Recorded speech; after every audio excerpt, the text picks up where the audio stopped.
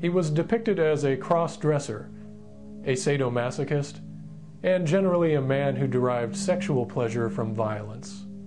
Among human rights organizations back into the 1980s, Hussein and his sons did have a reputation for excess and brutality, but the process of demonization demanded that these attributes become a sudden object of intense interest. The young prince and brutal playboy, Uday Hussein. Now, we got in yesterday. Let me show you this place. Unbelievable. Something out of Beverly Hills or Block Island. The taste, equally as bad as that mansion is large, including a large warehouse, a gym, a home for prostitutes, and a zoo.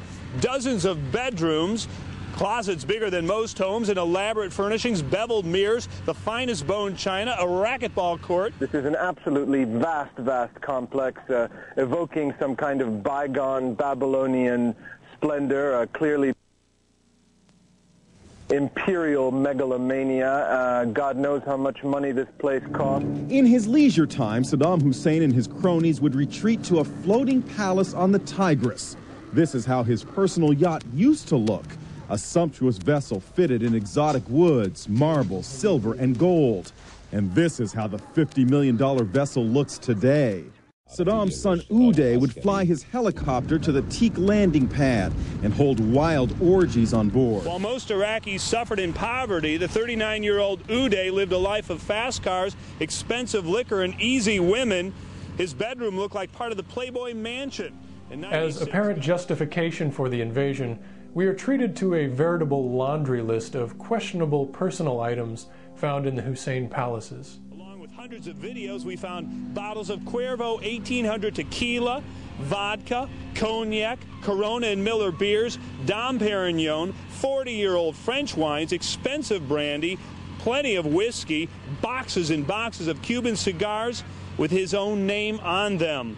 Now, we also were told that they found 6 bags of heroin, boxes of pills, medicines everywhere, including some labeled ginseng sexual fortifiers, heartburn medication, Prozac, and an AIDS screening kits. Uday's obsession with sex was evident everywhere. Paintings of naked women, bundles of internet printouts of what appeared to be prostitutes, complete with handwritten ratings on each, a black book listing hundreds of women's names and phone numbers, plenty of photos of Uday's upscale lifestyle, mixed in with boxes from UNICEF meant for school children. Wow. I mean, not to say that they were using it, but drunk on all of that, smoking the cigars, shooting up heroin, popping pills. I mean, how did they have time to be such brutal dictators? Because the war was reduced to a feud between the houses of Bush and Hussein, we were led to believe that Uday's obsession with drugs, violence, and sex might have even threatened the first family. One strange find, pictures of President Bush's twin daughters discovered in a gymnasium. The endless talk of deviance, hedonism, and Babylon also seemed to take on biblical proportions. In resonance with the famously wicked city destroyed by God in the Hebrew Bible, Saddam became Sodom. And Saddam Hussein giving his generals their marching orders. He bluntly rejected President Bush's ultimatum that Saddam leave Iraq with his 2 sons. Death of Saddam Hussein. The deadline for Saddam less than 3 hours away. Do you think there's a possibility that we did wound Saddam? That whole Saddam thing was very odd. The leadership, specifically Saddam. Complete end to what someone today described as Sadamism. I like that. One of the pleasures of the Iraq War movie then was to witness a decadent Hussein family go from riches to rags, their precious yacht and palace in ruins. Uday's whereabouts, like his father's, are unknown, but somewhere he may be being tortured himself by these images. Troops toasting victory at the wet bar where he once entertained beautiful women, and a U.S. infantrywoman, Felicia Harris, resting on Uday's bed. When U.S. troops finally did capture Hussein, animal metaphors dominated the Iraq War movie. Hussein was pulled from a spider hole. Cartoonists portrayed him as a rat, as vermin flushed from hiding. The narrative was clear.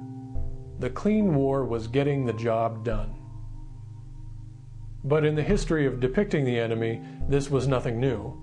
Racial stereotypes are common. The enemy is often portrayed as a sex fiend, perhaps the type to make off with the president's daughters. The enemy is also depicted through metaphors of the lowliest animals. A more recent continuation of these patterns occurred in 1989, when President George Bush Sr. made the decision to sponsor Operation Just Cause, a U.S. overthrow of the government of Panama. This time the villain was Manuel Noriega. In an episode strikingly similar to Hussein's, Noriega had been an ally right up to the overthrow. He was even on the CIA payroll, and perhaps was the most famous of the U.S.-sponsored dictators trained at the School of the Americas in Fort Benning, Georgia. But like Hussein, when he defied the wishes of his benefactors, these powers moved to replace him, killing thousands of civilians in the process. When Noriega was finally captured, the Pentagon released a video of his office.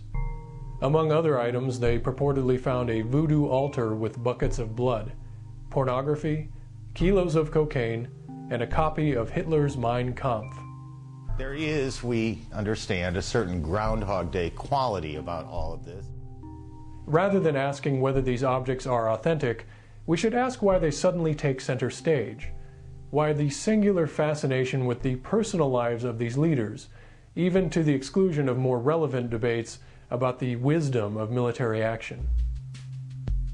The answer to this question may lie in patterns of demonization, patterns that make the Iraq War movie look like one scene in a much longer epic.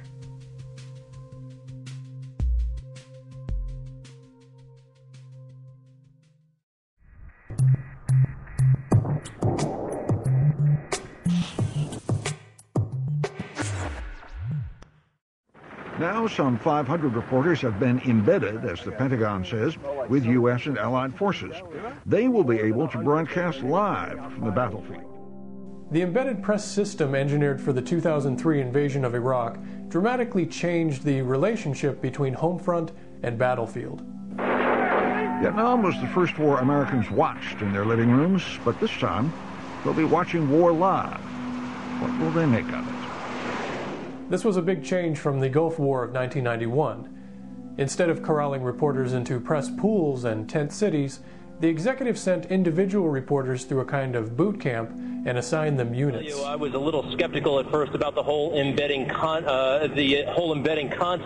It really hasn't worked out just as advertised. We're getting to see a lot of stuff, as you saw before. It's truly history in the making, with the military and media cooperation unprecedented in the history of war on this planet, and we're getting some... The embedding scheme, of course, prompted new questions.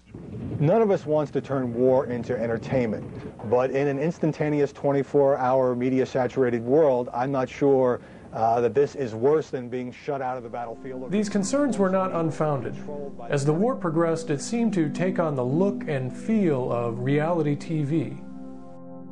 In fact, the embedding idea sprang directly from a 2002 experiment in reality TV called Profiles from the Front Line. Working with the Defense Department and the Pentagon, ABC enlisted the creative talent of two men, the king of action movies, Jerry Bruckheimer, and the father of reality TV, Bertram Van Moonster. Together they produced Profiles.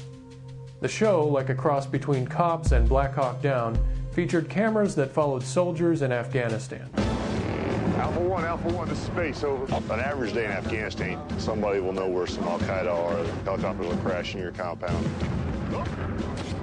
He's going to end up being flown out of here to another location in country. At that location, they have professional interrogation teams. I'm bringing the dog down here right now. Get out, boy. That is now the property of Governor Tanawal. At night, our box gets a lot smaller, and our margin for error...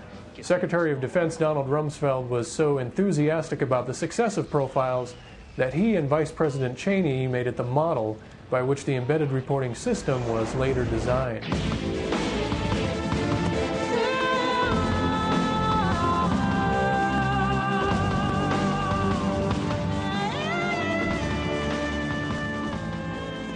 Profiles aired from February to March of 2003 as the build-up to the invasion of Iraq reached a fever pitch.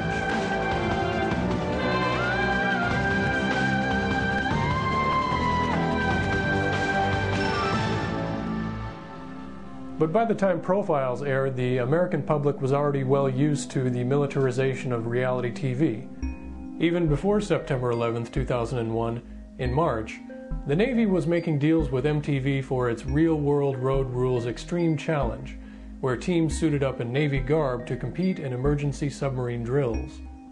Later that year, the regular Road Rules show struck a similar deal with the Air Force. It's a B-2 stealth bomber. No civilians ever